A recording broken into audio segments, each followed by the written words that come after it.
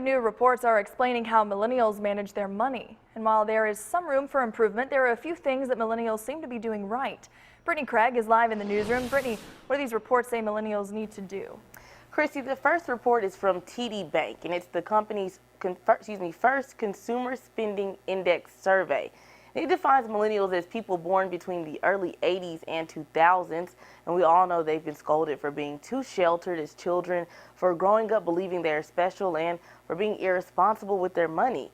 But this survey shows in many ways millennials are more financially responsible than everyone else.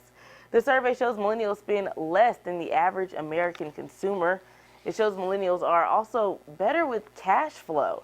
They use debit cards, cash, and checks more often than they use credit cards, which we all know helps stay away from debt.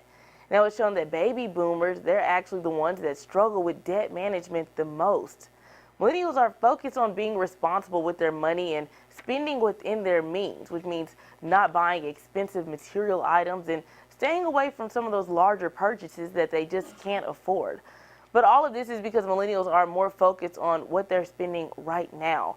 And that means they're doing poorly at planning for the future and preparing for retirement. Sounds like they're more present-minded overall. So, Brittany, they'd prefer to make sure they can afford what they want to buy right now instead of looking at what they may need later on. Exactly, Christy. For example, because they spend money on what they can afford now, they may choose to rent instead of own, which may not really be wise in the long run. Then the next half hour, I'll explain some other things millennials do that really could hurt their future finances.